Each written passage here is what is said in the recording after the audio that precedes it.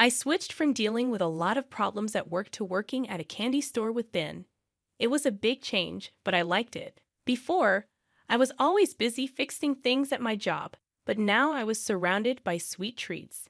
Ben's family owned the store, and soon I was helping with the money stuff. Our shop was doing well, and one Monday, Ben greeted me with a smile. Even though there was some tension, his smile made me happy. I mentioned that our sales were up because people loved the new chocolate we had.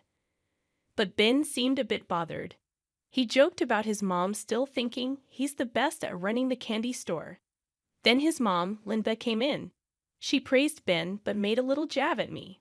I tried to stay calm and just said good morning. Linda hinted that I should leave the business stuff to the experts and focus on helping Ben with the real work. Before things could get too tense, Ben defended me and said we were doing great. Because she's good at business, he said, slipping an arm around me to show he had my back. Linda didn't seem convinced, but she left us alone after saying as long as Ben was happy. That's what mattered. Ben apologized quietly for his mom's behavior. I tried to brush it off, saying it didn't bother me.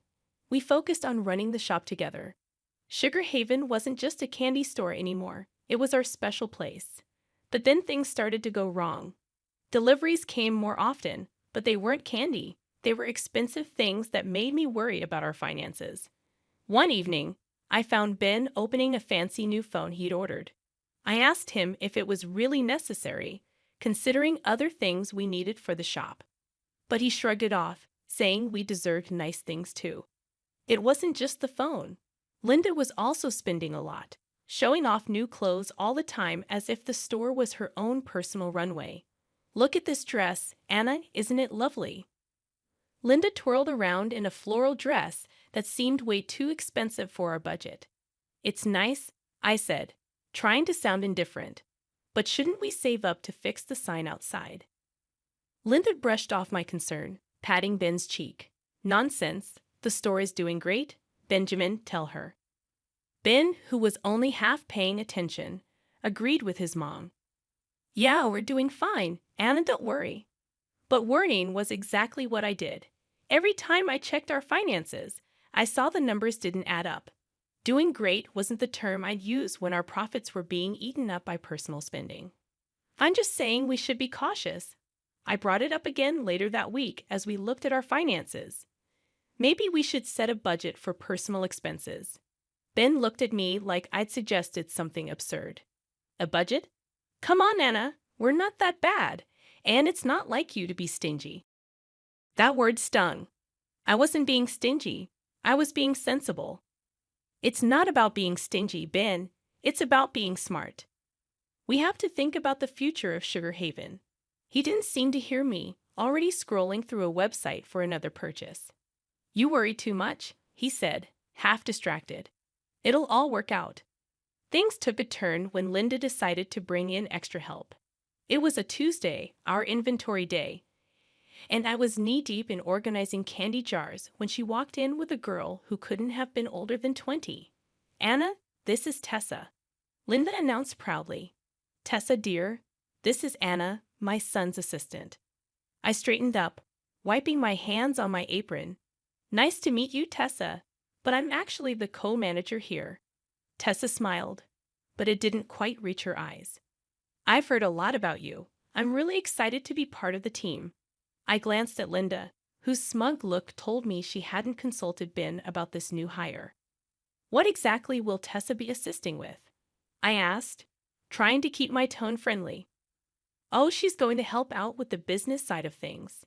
You can only do so much after all, Linda said, dismissing my concerns with a glance at my inventory list. I nodded, still confused. All right, well, we have a system here, so I'll have to bring her up to speed. It didn't take long for me to realize that Tessa's idea of helping out involved more hovering than actual work, and when I saw the salary Linda had set for her, I was shocked. Ben, can we talk? I cornered him later that day in the office. Sure, what's up? He asked, not looking up from his computer. It's about Tessa. Her salary is? It's more than what we can afford for the role she's in. Ben finally looked up, his brow furrowing. Mom said it was fine. She thinks Tessa's going to bring a lot to the table. I sighed, feeling like I was talking to a wall. But we agreed to discuss new hires together, especially when it comes to how much we're paying them. He shrugged, that annoyingly dismissive gesture becoming more frequent. What's done is done. Mom has a good feeling about her. I had to bite back a retort. Good feelings didn't balance books. I left the office feeling like I was the only one seeing the red flags, while Ben and his mother were content to parade around with blindfolds on. I've always been someone who double checks, maybe even triple checks, especially when it comes to numbers. So when I found an envelope stuffed in the back of a filing cabinet while looking for a misplaced invoice, my first thought was that it was just another forgotten bill. But as I went through the papers, my heart started racing. Not from excitement, but from cold dread. It was a loan document with Sugar Haven listed as collateral, and the amount was far more than reasonable for our small shop. Ben, I said, walking into his cluttered office with the papers in hand. What is this? He glanced up, and I saw guilt flicker in his eyes, the first sign of it I'd seen in months. Oh, that? It's nothing. Just a small loan I took out to cover, store improvements. Store improvements? I echoed, incredulous. This amount could renovate the store 5 times over. What did you really use it for? There was a pause, and I could tell he was choosing his words carefully. Okay, look, he started. I might have used some of it for the house. The one I've been working on for us. For us, I repeated sharply, disbelief in my voice. Or for your gadgets and whatever else you've been blowing money on. He stood up, his chair scraping back, a sound that grated on my patience. It's not like that, Anna. You don't understand.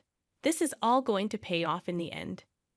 No, Ben, taking out a loan against the store without telling me, that's what I don't understand. How could you be so reckless? Before he could answer, Linda bustled in, her nose wrinkling as she saw the papers in my hand. What's all this about? She demanded. Ben tried to explain, but I cut him off, thrusting the loan papers at her. Did you know about this? She barely glanced at the documents before waving them off. Of course I did. Ben's just doing what's necessary for our future. And who are you to question him? You're just the help after all.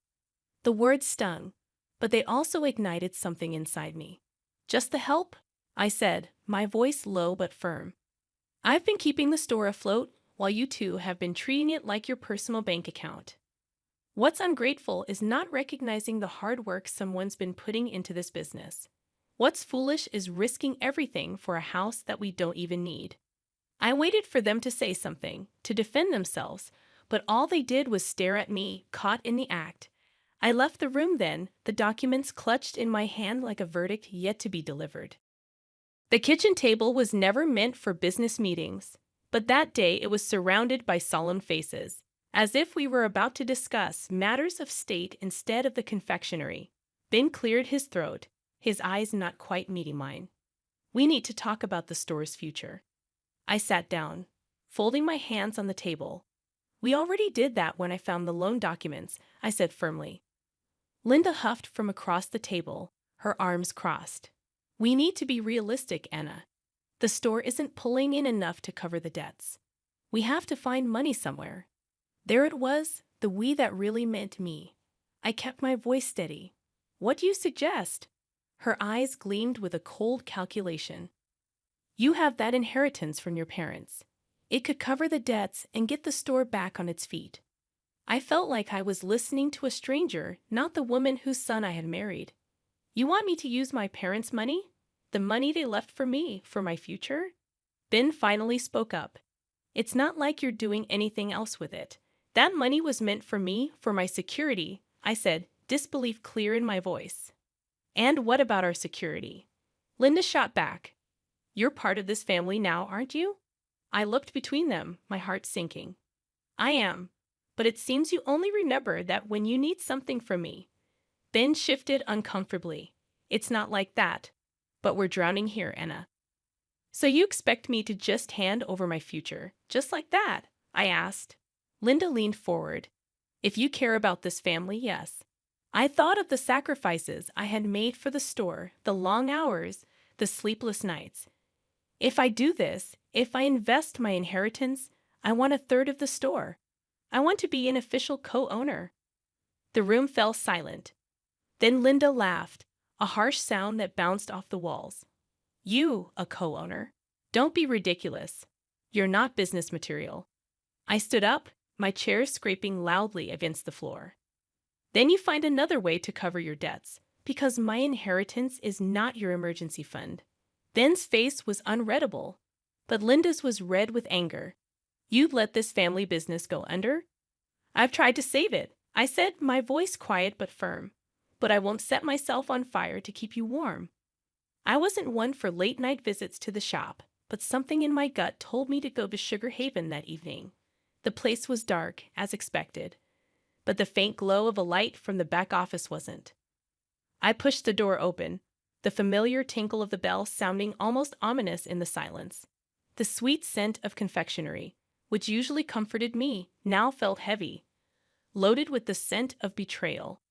As I walked towards the back, the murmurs from the office grew clearer, and then I saw them, through the partly open door. Ben, with his arms around the new assistant Tessa, who giggled at something he whispered in her ear. I pushed the door open fully, and they sprang apart, their expressions turning from shock to guilt within seconds. Anna, Ben stammered, straightening his shirt. What are you? It's not what it looks like. I crossed my arms, feeling a cold calm settle over me. Really? Because it looks like I just caught my husband with his arms around another woman. Tessa was smoothing her hair back, looking anywhere but at me. We were just going over inventory at midnight with the inventory in your arms, I said, my tone dry. Ben's eyes were pleading now. Anna, please, you're blowing this out of proportion. I laughed, short and humorless. Am I? Because from where I'm standing, it looks pretty clear to me. He took a step towards me, and I held up a hand. Save it, Ben. I don't know what's worse, the cheating or the pathetic lies. Tessa finally spoke up, her voice small. I'm sorry, Anna. I didn't mean for any of this to happen. I looked at her, really looked at her, young, naive, and caught in the web of a man who couldn't take responsibility for his actions. You should be. And you should also be looking for another job. Ben's protest was immediate. You can't fire her for this. I turned to him, my resolve steeling. I can, and I will. And I'll be looking for a good lawyer in the morning. His face paled. Anna, please, let's talk about this.